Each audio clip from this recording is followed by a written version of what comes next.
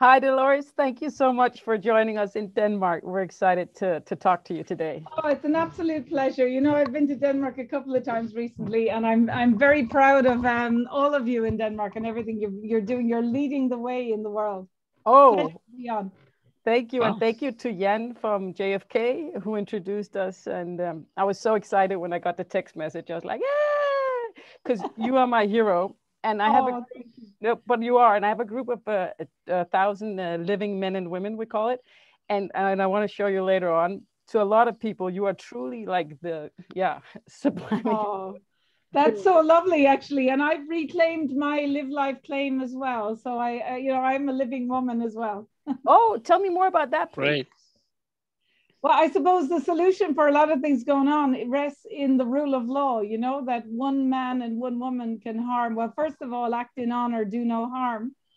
And that, you know, you do unto others as you would want to do unto you, the whole philosophy, you know, love thy neighbor Mhm. as thyself. And part of that then is, I think, the solution to what's going on at the minute, because it means that if someone harms you, if you're a principal or a doctor, you know, or a policewoman or a man or a politician, that they can actually be held to account. So I've been launching over the last months, maybe, Project Accountability. And it's all about that we have inalienable rights of free speech, freedom to travel, bodily integrity, access to justice.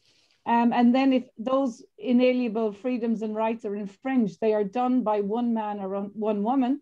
It's really against the inalienable rights, the natural law, the rule of law, and that you can actually hold people to account. And it doesn't really matter if they are a prime minister or a doctor, for them to harm without, we'll say, full informed consent, Mhm. or to do you harm in other way, or to infringe on your freedom to travel, like the elderly in the care home, or not give you, you know, maybe give an injection to someone who has dementia when they couldn't give full informed consent. It's all really unlawful and Yeah, actually criminal behavior, and it we is. can hold them to account. You said you reclaimed your live life. In the, Yes. what does that mean? So it just means that now this is something you could, I don't know if you know the answer and you Yeah, want to. So what it means is that really we are living men and women. And exactly. when you engage in the courts, we'll say in Mhm. Ireland and the United Kingdom, they are actually dealing with what's called a company or a corporation. We got it right here. And that corporation, exactly, That was my first question to you was, do you know David Wynn Miller's work? I do. Sorry to interrupt. And I want to introduce you. This is really the main focus also, as answering some questions from the group, but I wanted Yeah, you to that's meet fine. I wanted you to meet Henrik Kohlmann Jensen, whom I work with now. And we Great, work great. exactly in that area. So we're very aware of that. And So I oh, think the other thing is that I've mentioned that I bought a castle, right, in yeah. 2019. And knowing the reason why I bought it is that if the courts and the police and the elected politicians are not doing their job properly and upholding the rule of law, that we actually have to take a good hard look at the police, the courts, and the elected politicians and our governments and civil servants. And it seems like it's a big task, but it isn't really. And that I bought the castle just to re-inspire people to keep in touch with their history, Mhm. because we can learn a lot, and also the spiritual connection to our ancestors, and Yeah. to open our hearts. But also I envisaged it when I saw it the first day, first minute, as potentially the seat of one of the new courts, you know, which we could have, that Ah, would uphold the rule of law and hold people to account. So, amazing. So you bought that castle. Is it in? well, you know, I don't have that much money. My university didn't administer my pension to retire 5 years ago. So I had some debt that I was going to use for the lump sum.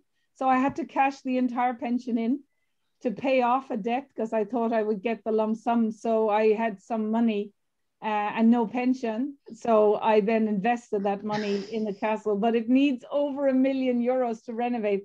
And I wanted to be an open meeting place for people to learn about their heritage. So it's health, heritage, and our future. And the brand of it will be custodian, that we are really custodians of our health and our heritage and the environment, you know, and to give something back. And also, I suppose, to retain our rights now for future generations, because, you know, our ancestors have fought to teach us about these inalienable rights that can't be taken away. And it's really our duty to retain them for the people alive now and for the generations as yet unborn. So that's it. That's what I'm doing in a nutshell. Perfect. And we're helping people with their live claims, but a document doesn't do it. So of course you inspire people, and people actually asked me, why is she sovereign? I'm like, I don't know if she has a piece of paper, and I don't really care, because you don't need a piece of paper. No. She travels without the test and I've stuff. never worn a mask, but also I suppose I grew up in the country, right? In a little farm in the valley in Tipperary. And we just knew we were born free, right? Because my grandmother will say would have been born in 1886, and my granddad, who I never met, but he died when my father was a child. He was born in 1884. But I think that they actually obviously were in touch. My grandmother, who was an inspiration to me, and my father were in touch with generations. Presumably her grandmother would have been, be born maybe 200 years ago, Mm-hmm. and there is a great vibrancy in rural communities. And I think we resonate with our ancestors, particularly in rural Ireland and really in England as well, is the kind of home of articulation of these inalienable rights, which everybody has. Yeah. But I just always felt that no one, that we are free, and no one can actually tell you can't speak and that you cannot travel. And you have to hold people to account if they're doing something wrong. And like if someone tries to force something to your body that you don't consent to, that all of those are just such fundamental rights. It doesn't matter that you have a piece of paper, but I suppose maybe 2 or 3 generations have not really been informed about it. And that's really what I'm very honored to do. And the reason why I've been studying it is the thing about the vaccines not being given full informed consent, or that the regulators and the medical profession not doing really placebo-controlled safety studies, so that the information isn't there, and then implying that they have been safety tested, and they are effective, that all of those, the informed consent, it's actually, if a doctor does it, it's a crime of battery, which is 5 years in prison, and they can be struck off. There is no indemnity for that kind of harm, because it's a crime, against our inalienable rights, but also of malfeasance, and malfeasance in a public role, because they knew or should have known, right? If they're going to inject something to someone, they have to give them, check out, are they safe? And that's what's going on now, is the clinical trial as well. One death. We completely agree with you, Dolores. So no, that's all. So that's it. That's how I've been studying inalienable rights and the law. Yeah, it's like you just have this knowing. Like there's no one who can talk about it like you. And I had no idea if you were into quantum grammar and all that, but you just have that divine wisdom of this. So amazing. Well, I'm very grateful. And listen, I am not an expert in quantum grammar, but I have been honored to be in touch with people that are, and I am studying it. Yeah. That's what Henrik told me. I know nothing about it. He called me up because he saw a video that I sued my bank. I'm a former lawyer. I hate lawyers now. And he said, you need to study quantum. I'm like, no way. But Henrik is connected to David Windmiller on a spiritual level. And that's why I wanted you to meet him. Henrik, I'd be very happy to hear what he has to say, because this is an area that I'm probably going to be studying for years. So lovely to meet you, Henrik. Thank you. You too. Nice to meet you. Yes, so I started Miller about almost 3 years ago. I went on to a course with one of his proteges that talked about the quantum, and I learned a lot about courts and law, really. But I was more interested in Miller's claim that the language actually had a mathematical interface. And I am an engineer, I'm an electronics engineer, and I engineer IT systems. So I know math, I just didn't know what he was talking about. So that took me a while. It took me a year and a half to just begin to comprehend it. So yeah, and now I'm actually writing my own contracts now in quantum grammar. So I guess I need to learn, right? I'm at the very beginning, but what I would love to do in the custodian movement, the freedom movement, is to engage with people that can teach people. Even a lot of the time, maybe they don't need to know that much, but the basics, Yes. Do you have a live claim, Dolores? Yes, I have, on multiple formats, because part of the thing I am also looking in is the whole banking system. And you know, I have been studying crypto and distributed ledger technology for about 10 years, and I've been involved in trying to set up alternative banking movements in Ireland and around the world for maybe 6 years. So I have studied it, and I would have been investing myself since I was a child. You know, my dad was used to give us things like bank shares and gold and things when we worked, you know, and because he also was involved in farming, you know, we would have studied, and he was very interested in the global, what was going on globally, strategically and politically. So as children, we would have been made aware, we'll say, if there was an oil crisis, you know, in the 70s, even though I was only a little child, about how that would affect gold and banking shares and the political things. So when I was working in the EU, I was working in the unit of the global coordination of the world, and I was involved in health globally, but you had an interest, you know, and an involvement in everything. And I was in the unit between Europe and Asia. So it's something that a lot of people may not be able to understand, but for me, it was something that I naturally love and can actually see how the financial system interacts with the political system and how it's been manipulated.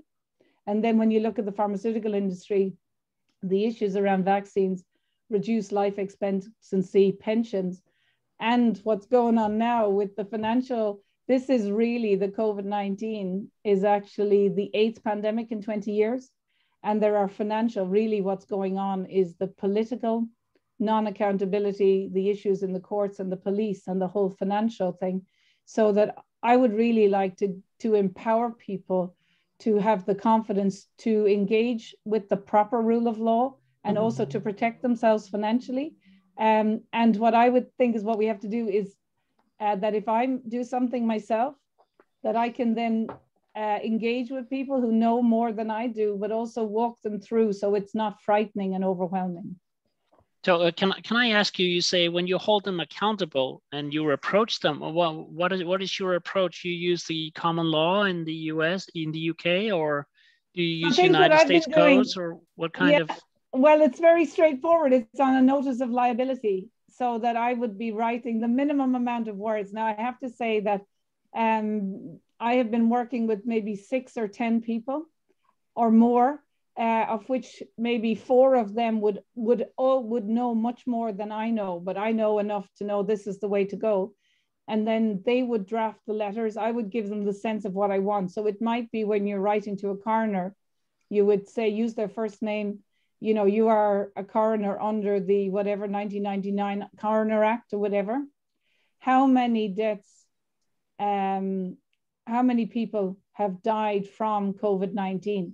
Or how many people have been diagnosed specifically for SARS-CoV-2, you know, and that they then would have to, because it's a crime for a coroner of 5 years in prison for even one case, if they don't, you know, ensure that if a doctor puts COVID-19 on a death cert, that it's correct. Because we had many families, when I came out in May 2020, I asked people to contact me, that they were where their loved one would have died at home from a heart attack or would have died at home from dementia, and the cause of death was COVID-19. So we were also writing to the doctors to tell them about that they are regulated, you know, that if they put a false or misrepresent the cause of death, that is a striking off offense and also is up to, you know, 5 years or more in prison. So because of just writing simple lines, the doctor can change the death certs, and they did. Yeah, but what law do you refer them to? Do you refer them to international law, human rights? No, it's not law. No, it's just a notice of liability. So what you can do without the courts and the police is that, for example, if a doctor treats a patient for terminal cancer right up to the end, and they put COVID-19 on the death certs as they were doing, right? So it's a notice of liability to inform them what the act is, that if you know, there's a whole area of law around the death certs, right? So it's just one man to one woman. So essentially the families were coming to me and they were saying that their loved one died, was treated for terminal cancer, died of cancer, but it was only COVID-19 on the death cert. So you don't have to, you just write to the doctor, inform them whatever, if they misrepresent on a death certificate, and then ask them for their indemnity insurance. because, right? So simply you are a doctor regulated by, did, you know, the loved one die from COVID-19? And then what is your medical indemnity insurance, right? Because obviously it's medical negligence. Yes. If they treat for terminal cancer and only write COVID-19 on the death cert, so they've not treated them for COVID-19 and they've given them, you know, the wrong treatment. So the family can claim for up to $1 million for medical negligence. And I've been so you're going after the tort that they inflict on the other party. Absolutely. And holding liable but also for that. If they misrepresent a death on a death cert, because obviously if a doctor was involved in murdering someone or not accurately reporting a murder, that would involve the doctor and the coroner not checking if what the cause of death is on the death cert. And for each of the doctor and the coroner, that's 5 or 10 years in prison. With, you know. And how do they respond when they're served a They notice of liability? So in Ireland, you know, there was 167 deaths to COVID-19 in the pre-result, and we brought that for January, February, March, because of the communication down to 0 of 2020. The first death was from COVID-19 was the 5th of April. Yeah. So that's so recently I've been writing as notice of liability to people involved in law enforcement in Ireland at the highest level, because the police are stopping people traveling. You know, they're stopping, asking, where are you traveling? And the police in Ireland, Garda Síochána, act under an oath. And that oath is that they will uphold our inalienable rights, which are ours, they are protected in the Irish Constitution. And so they get paid their salary and their pension to not infringe on freedom of speech and freedom of travel, bodily integrity. So it's actually a criminal and unlawful behavior for someone dressed in a Garda uniform to do that, right? And they can then be sued in their private and personal capacity. So I have been stopped and told at threat of arrest, literally. So I had to turn around, as have many people, but many people have lost like interviews or, you know, not been able to get to work. So they have a loss and a harm caused by this person who is dressed up as a police, but not acting as a police, and they can be sued in their private capacity. So they also were saying they had a cordon around Dublin for St. Patrick's Day over nearly 2 weeks ago now. So I did an interview 2 days before to tell everyone in Ireland to record those interactions, and that in Project Accountability that we would then take a claim against representative 5 or 10 people dressing up, because every time I asked the policemen in Ireland, were they acting under oath? They wouldn't answer the question. And so that means the fact that they wouldn't answer means that they were aware. That they were aware that what they were doing was not correct, right? Because if you thought as a member of the police force, it was fine to stop people and ask them where they are traveling, then of course you say, yes, I'm acting under oath. If you were not happy with what you were being asked to do, right, as a police person, you should say, no, I'm not going to do it. This is unlawful, and challenge your higher superiors. Or if they said no, it means that it's up to 20 years in prison to dress in a Garda uniform and not act under oath. So you are not a member of An Garda Síochána just because you're in a uniform. You are a member because you're upholding your oath of office. And so if they said no, it's then 20 years in prison. So the police, in a way, have to themselves challenge it, because what their malfeasance is that they have to be aware that what they're doing is criminal and unlawful behavior. And that, you know, if you miss out on 500 euros of a day's work because they say you can't travel, then you sue them privately. And so that's when they don't answer, that's what I say to them is, this is not right, right? So I have a question from the audience. They let me go. Yeah, and they do. But here in Denmark, the police are not under an oath, but the justice minister has sworn to our constitution, but our constitution is not really a constitution. Okay. So we wanted to know how to translate your work to Denmark. And, you know, we are all under common law, but how do we do it when the policeman is not under an oath?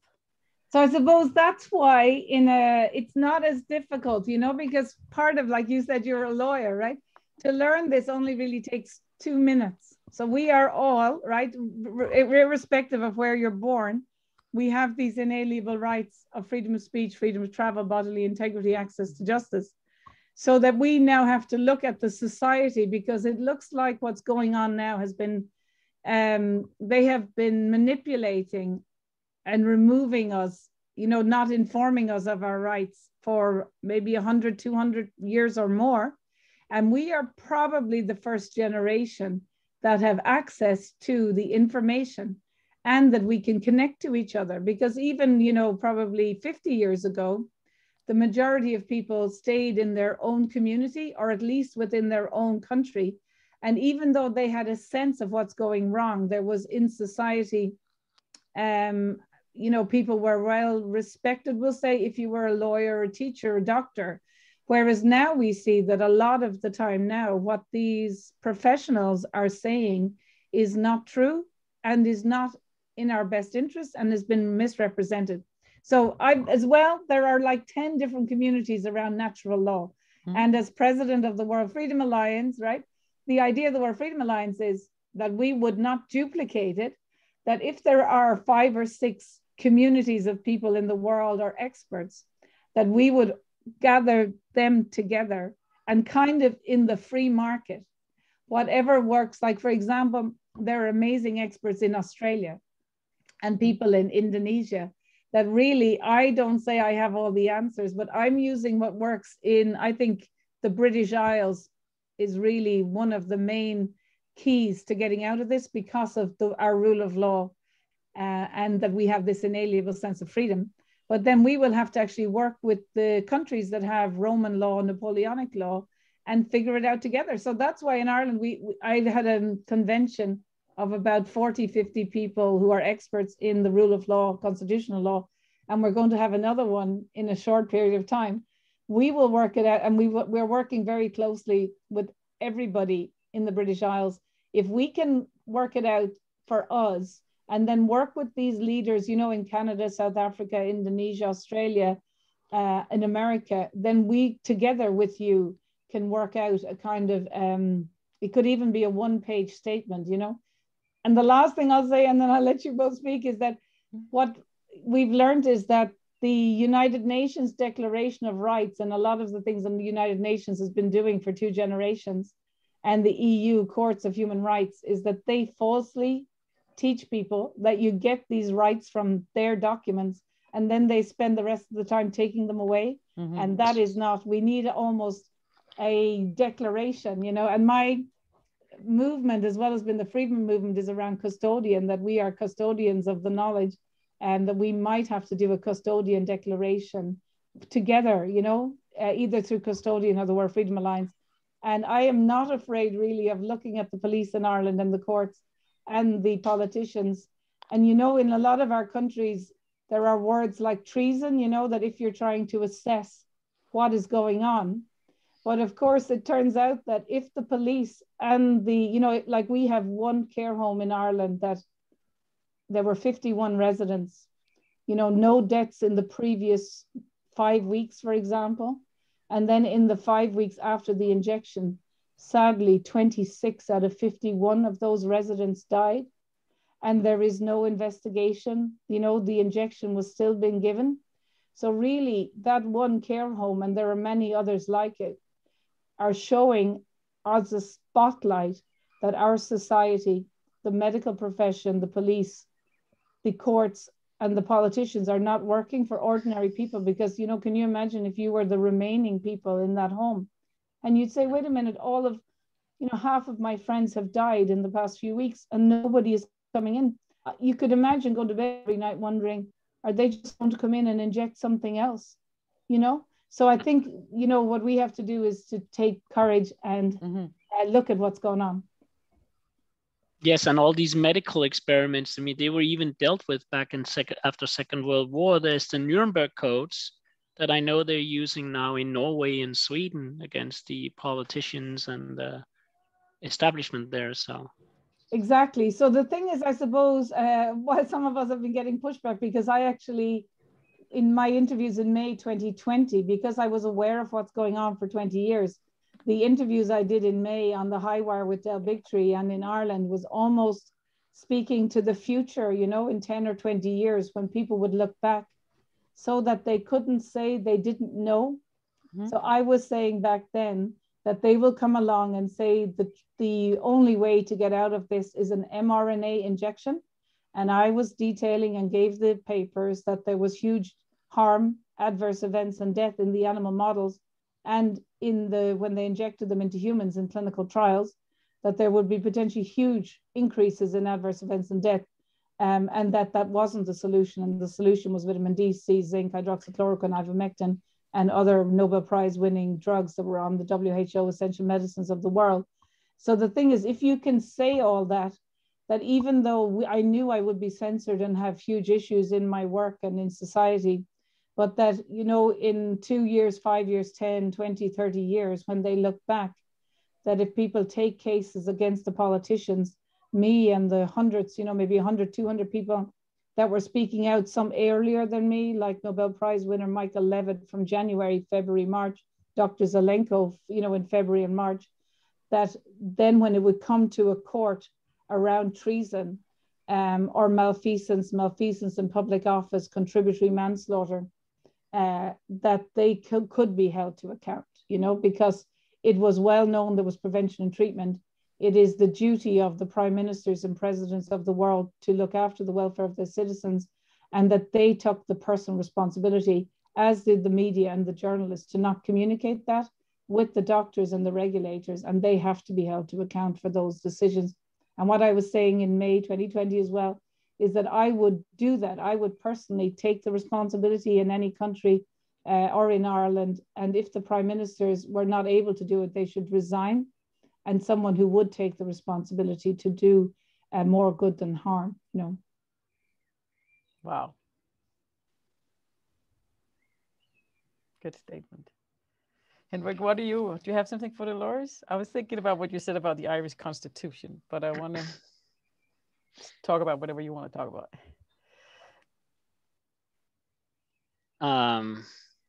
Yes, well, I'm interested in your approach and how you approach the notice of liability. I was working with Cal Washington from the Empower Movement last year, on the Danish version of the notice of liability.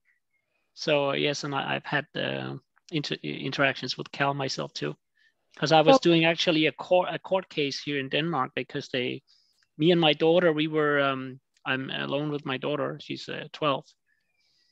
11 now. They installed this smart meter, and after a few months, we started getting sick. You know, my eyes started running and stuff. So eventually, I took it off, and we started getting better. And then they just kept coming back and putting their toxic meter in again. So I finally ended up in court with them. But of course, there was no remedy. There was nothing there. They just kept on their agenda. And while I was in that, I got into the Empower Movement work, and I was working with putting together and adjusting the notice of liability for the UK to Denmark, and other countries also is on the same path. So I am familiar with the concept and the documents and what it takes to put those together. I was also involved with Russell J. Gould. He was supposed to come to Denmark and run a court case on the 5G. So we had a public collection of money to run that trial, but it actually, unfortunately, never got to establish. So I'm aware of his work. So I suppose I was doing notice of liability from my work for years on the around the vaccination and doctors and crimes of battery or whatever. But just in the last month or so, I was very fortunate to have a gathering of a lot of people who know much more than I do, and especially from the United Kingdom. And so they have done, which is the Empower work. They brought it down to us in the past few weeks, where we've been involved in writing to the police and the people in the justice system. But that included a notice of liability with very simple language, and then an affidavit, and then a bill of lading, you know, where it's signed and witnessed. And that was, that was, you know, that we have done, and we've in the process of that, you know, where you give 14 days notice, Yes. and then you give another 14 days notice. So I'm not at liberty really to talk about that now. But that was me like an hour ago calling you all the time. I'm sorry. I just put it on silent. Sorry. So that was the so what we've done is the combination of the notice of liability, affidavit, and bill of lading. And so it means that after 14 days, and I think that is directly from the Empower movement. So it's amazing we're learning from each other. Yeah. And it's amazing. And I think when the process is over that we're engaged in, which might still be another month or so, we will be talking about May. Part of on the notice will be that if they don't respond, that we will be considering, in a few weeks to then publish the entire correspondence. But a lot of that is actually asking the questions for people in responsible positions and giving them plenty time, to do it, to respond, and to give them, and if they respond, that we would respond to because you have to do it in good faith, Absolutely, yeah. Yes. Honor, exactly, which is amazing. Yeah. The word honor is amazing. And, it so resonates with the human spirit. And I was researching a meme or whatever that kindness isn't an act, it's a lifestyle, And I just think as part of my thing with Freedom Airways as well, I was saying that if we have an airline, that it should really be kindness and courtesy, because when you go on airlines or you're engaged in a lot of the globalist world now, it's all very cold, and without empathy. And I think that things like honor and empathy and kindness and courtesy and just smiling, and that people actually engaging with people positively is something that's been missing and used to be really resonated so much in all of our societies. And I think I go around now definitely smiling much more than I used to. And I even salute people in cars, like in Ireland, 20 years ago, everyone would on the small roads would wave at each other. You might only know 1 in 10 of them or whatever, but it just meant that you felt like you were living in a community of friends, and I think that's what we need to get back to. Absolutely.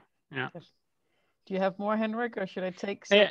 Yeah, I saw a short video with you where you talked about how you're not wearing masks and you're just walking into the airport. And myself and my daughter, we never had a mask, never ever. And I know that Samantha is the same thing. Yeah, we just completely, not into that at all. But now I have got some correspondence from people in uniform more recently. So part of because I haven't been filling in passenger locator forms. And when I was in the UK at a witness in a court case, a few days later, I'm sure it's entirely unrelated, Prime Minister Boris Johnson came out and said it was 10 years in the UK in prison for not filling out the passenger locator form and a £10,000 fine. So I have now got some correspondence from our colleagues and it gives me standing, But it works in court. This works in the courts. As far as I've seen, we're collecting proof now. We have recordings. We have the judge calling his lawyer, getting so nervous that he's busted in his game. So yeah, we'll see. And I think it's not just in a way, I think it's more fundamental as well. It's not just for my particular issue. I think that the courts, need to be held in public. If there is a disease that there's perfectly, you can prevent and treat it, there is, in my opinion, no justification for the courts not to be held in public.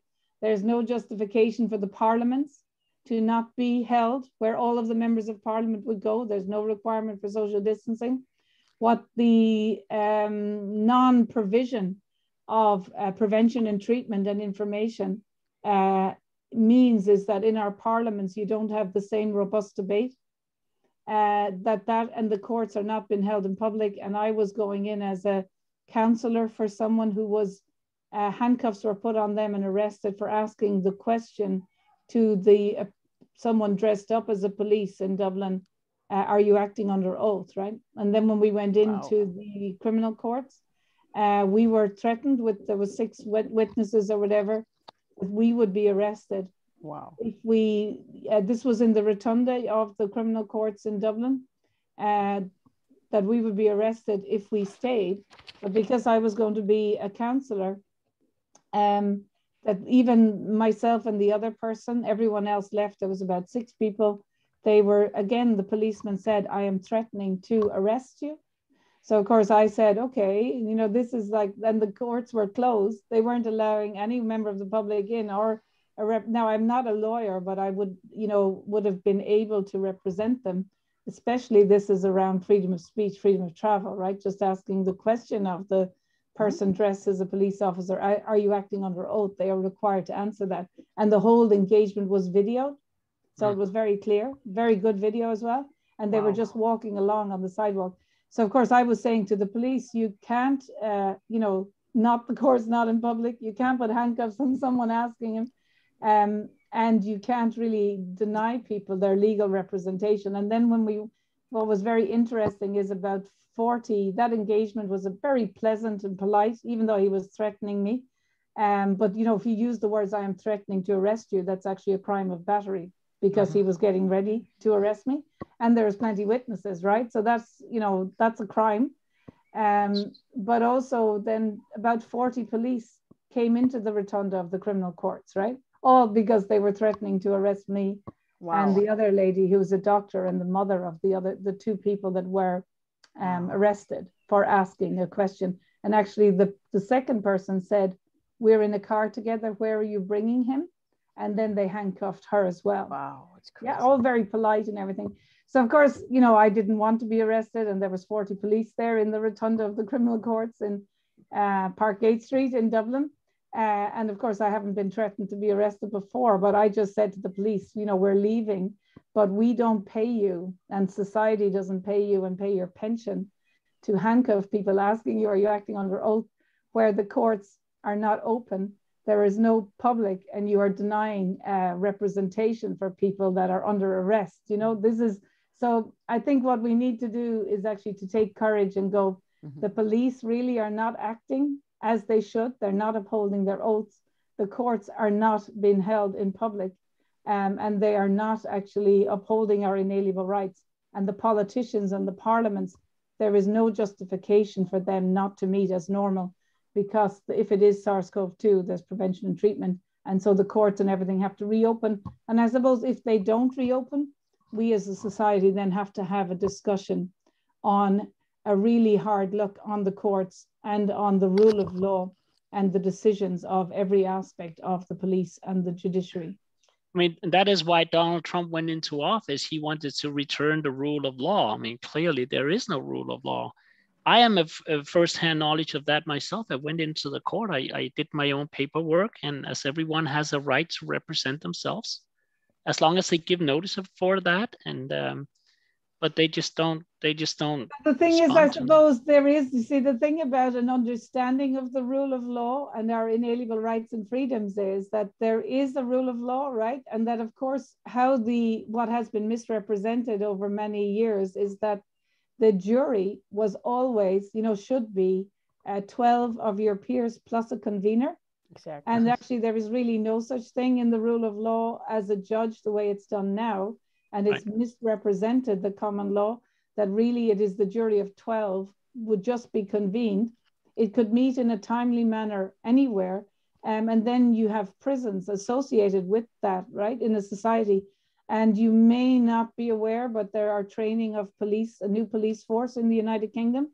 And I've been involved in those, very honored to be involved with those establishing that, and a new court that would act under the rule of law. But just to say that why it resonates or how it works is a jury works at 12 people. Everybody actually knows innately the difference between right and wrong. And even a very small child will know when something is wrong, even if it's misrepresented. And as a child, you will carry that injustice. If you see injustice, no matter what people say, it just, you know. Part of that is the very spiritual connection, is that we are essentially, each of us, we embody, you know, the connection that is life and consciousness and right and wrong, which is also the fundamental knowledge of whether you are in a religious tradition or not, that all of the great faiths and ethnic traditions and tribes for millennia have the same fundamental issue, that you don't harm anyone. So what's going on now, so the rule of law is based on that, do no harm and be held to account if you do harm. And why the jury of 12 works Yeah. and not is that if one person resonates that someone should be innocent, you know, or that an act, I'll just finish off and then you can come in, is that they know that when something is wrong. So in democracy and the rule of law, that if one person as a jury recognizes that someone is innocent, then they are left go innocent. But what people don't know is that if someone brings in an act, a regulation, a statute, a guideline, or a bill, that it is a crime of malfeasance and malfeasance in public office. If that act, so if it harms one person, so one person is turned around, if the rule of law was working, that person would take the challenge the policeman to say that infringed on my inalienable rights. And then if that person won in a jury trial, the entire act would be thrown out for the whole country. So that is the real power of a jury trial. And so that doesn't diminish the rule of law just because the courts and the police, because we know over many thousands of years, we've had systems of courts and police that did not uphold the rule of law, and then generations have had to come and re-envisage it.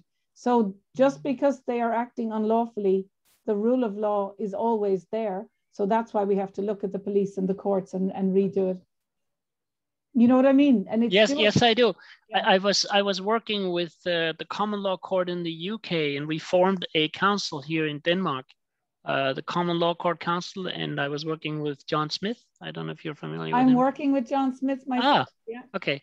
Yeah. So, and I was working using the common law court documents in a case in Norway, which we didn't have a success with either, actually. But we have a council in Denmark right now that is working with the group in the UK also on common law, because there's a lot of focus on that here now.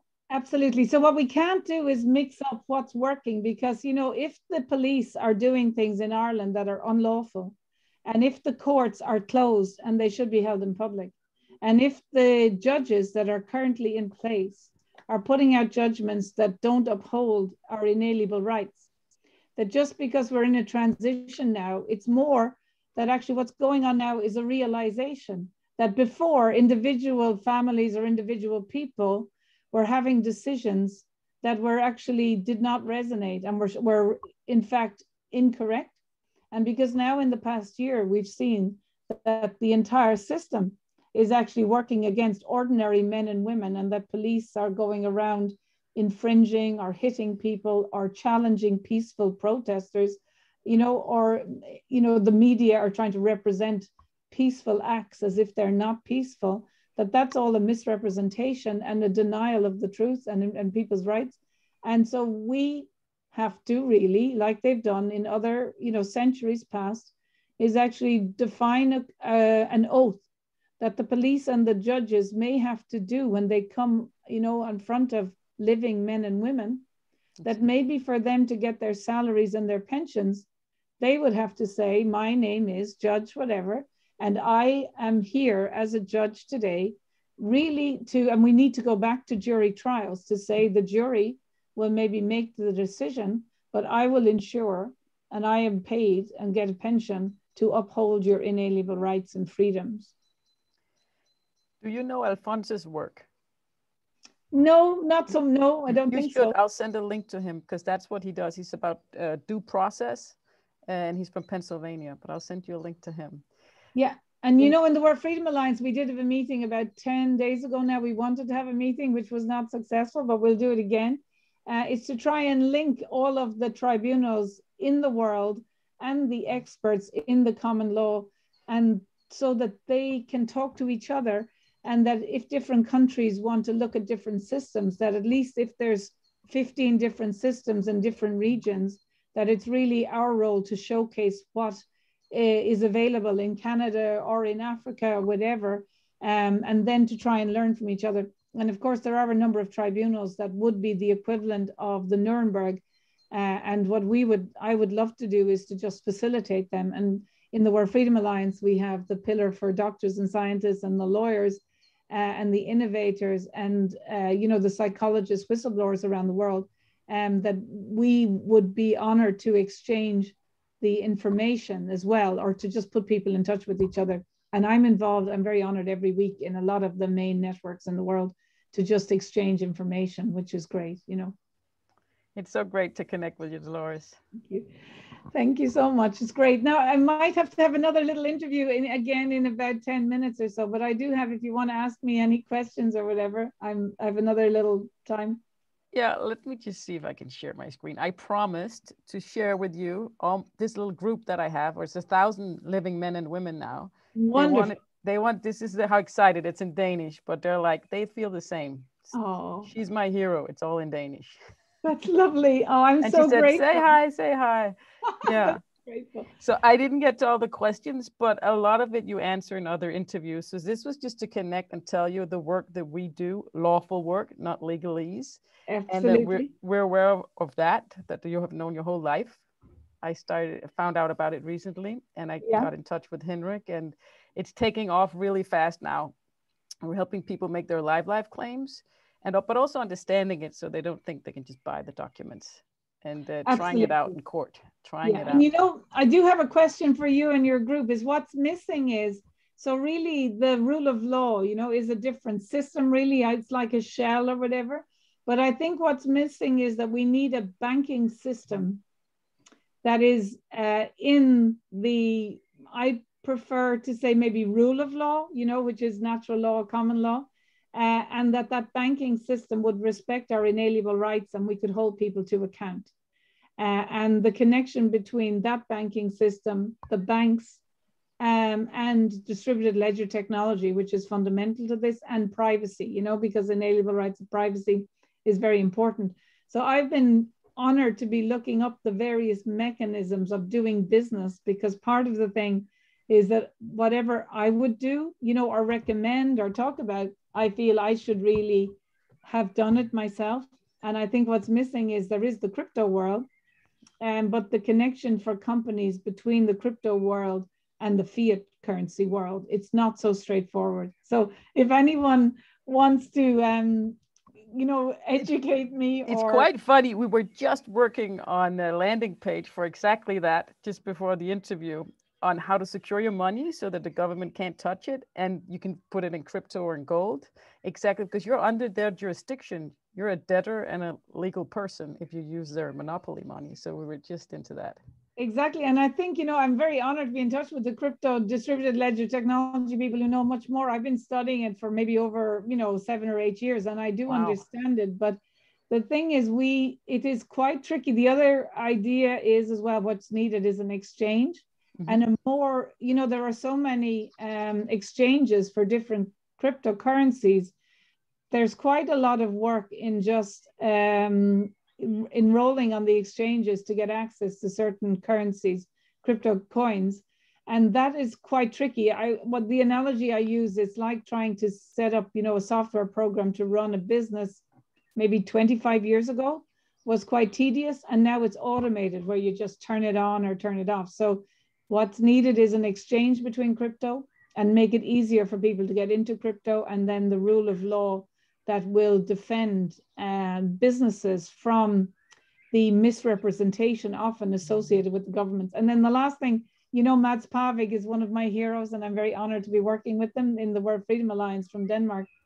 But one of the things that we need to do is just to recognize that the taxation system, like we have it in the World Freedom Alliance, that we need to be free of the coercive banking system. And I'm very honored to be in touch regularly with Catherine Austin-Fitz and Professor Richard Werner and other people who know the financial system and the investment system and the pension system and the insurance system inside out. But I think what people need to be aware is there is enough money to run a functioning society based on the Tobin tax, which is just 1% of all transactions except the family home, right? So I would be saying, because we're in such a deep recession, maybe we might need to be 2% transaction tax. But the reason why that resonates with the human spirit is, it means if you decide you want to work hard, you know, for 20 hours a day or in a particular period of your life, that you and your family and your society will benefit from your hard work. Whereas in the communist system, it is the exact opposite to the human spirit. They're trying to say, and the whole welfare system, no matter how hard you work, it's almost like a fool. you will pay more tax, and in the welfare system, you will get more money without working. And therefore you lose your interest, your skills, your self-respect, and you're not a good role model for your extended family, and that your work, it should be seen as a positive thing. And if you do have additional money, you can volunteer, you can, set up charities, and you can give something back. So I think, so just to say, like, we don't need to be paying these huge taxes. And also, if you have a smaller amount of money, you can actually look and see, is it actually used well? And then also there would not be the taxes to give the 12 or 20 layers from the United Nations, UNIDO, the EU, the ministerial layer, the civil service, all the health agencies in the world, the regulatory bodies that are actually not doing their job, that they are injecting things where half of an elderly care home die within, a short number of weeks, and nobody is held accountable. So if you have a more leaner source of money, and that people who get that money, if they are the nation, they have to say, you know what, we have X number of homelessness, but we actually should be providing houses and retraining those people so that they are not homeless, or that the education system should be based on metrics that the children have real skills, Yeah. And the education should resonate. If someone's good at music or maths or whatever, they should be allowed flourish really as children and as teenagers and in university. I have one last question. Do you vote? Because now I would never vote, because I know I do a contract with the government. So yes, I do, because the thing is, it's the mechanism, right? It's like the courts. If the court system is not working, that doesn't mean that the system, that justice, right? I don't use it for legalese, yeah? So the thing is, democracy is so that people have a voice in their society in return for their contribution as taxes. Now, if the current system is not working, it doesn't mean that the system is, if the system is flawed. So our Buckminster Fuller said, you build a new system and make the old one obsolete. So I think we need to have a good hard look, and that's what Mats Pavik and everything we do. It's kind of like we've been lied to for generations. And the beauty, while it's tragic with COVID-19, the elderly, the masks, the shattering of the fabric of our economies and societies, but really maybe this is what is needed for people to take the time to look at what's going on. We have been lied to for maybe two or three generations, but we will use the time now in 2021 and the coming years to rebuild, have a better vision, first of all, to articulate it, something that resonates, because people just want clean food, healthy food, clean water.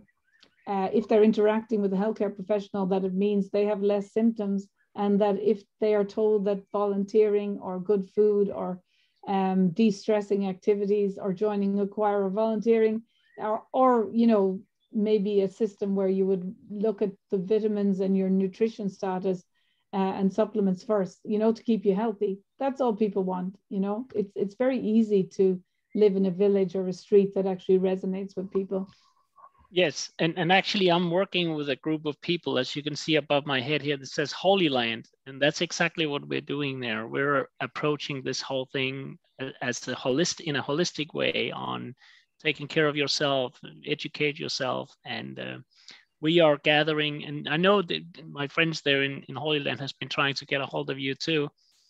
Well, phone me is always the best, as you know. Phone me, and I'm available until like 2 in the morning and 8 in the morning. So that's good.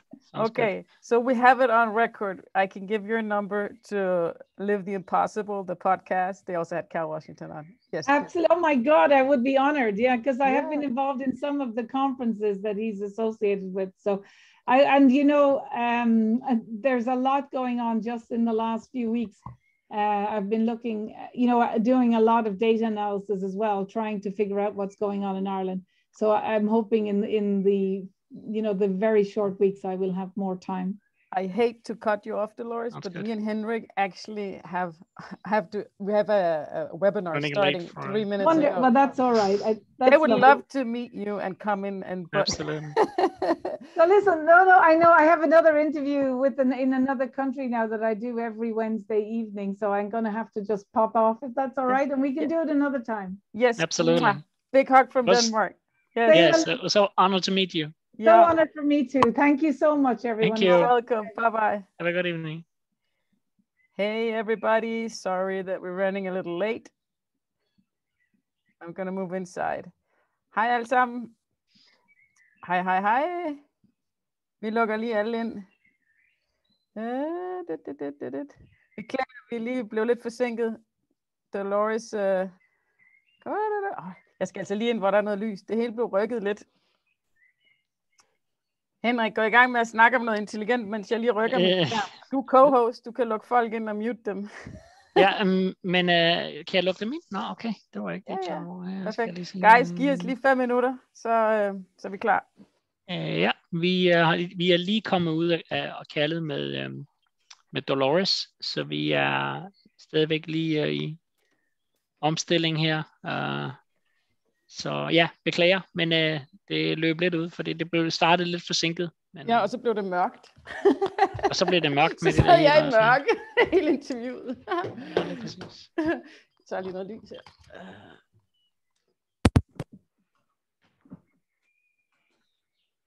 Men jeg er stadigvæk i mørke, altså. Helt ærligt. Ej, min lampe virker ikke. Jeg skulle da skøre det.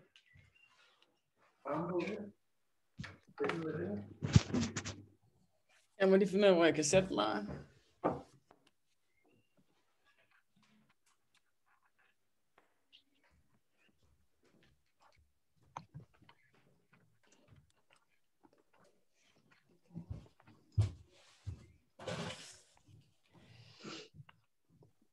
Hej guys, jeg sætter mig sgu herinde på min søns værelse. Der er noget lys. Og Henrik taler ikke med sin datter. Fedt at se jer alle sammen. Jeg laver lige sådan speaker view. Sådan, nu er det Henrik, der taler. Kan I høre mig alle sammen, så jeg vil godt lige skrive i chatten. Gør vi. Okay, perfekt. Jeg muter jer lige, og så kan I unmute jer selv, hvis I vil sige noget. Og det er bare fordi, der tit er baggrundsskærm. I må også godt lige mute jer selv. Og så kører vi, og så optager vi det, fordi der er en masse, der ikke kunne komme med, som rigtig gerne vil have det optaget. Så hvis der er noget, hvis man ikke vil have sit navn på, eller sådan noget, så skal man lige vide, at det bliver optaget. Ej, nu glemte jeg den der disclaimer. Private and confidential, jeg skulle have sagt inden det med Dolores. Keen, kan jeg få dig til at mute dig? Yes. No, jeg tror du ville gøre det, sorry. Nå ja, men det er fordi, jeg sådan. Så skal vi lige se her, view. Speaker view. Godt. Hvem ser I på skærm? Sådan. Jeg nåede slet ikke at spørge Dolores om alle spørgsmålene, men jeg har alle jeres spørgsmål til Henrik noteret ned. Så vi lader lige de sidste komme ind. Det er okay, at vi er lidt forsinket, for der kommer lige nogen, der triller ind her. Og Henrik skal lige snakke med sin datter. Men jeg kan lige finde spørgsmålene frem her. Alle de spørgsmål, jeg har, må jeg lige se, jo, jeg kan lige starte med, jeg trykker lige optag. Og husk, hvis I ikke vil have, I fremgår på skærmen, hvis I ikke vil have billedet med, nej, I fremgår kun, hvis I taler. Men vi optager det i hvert fald.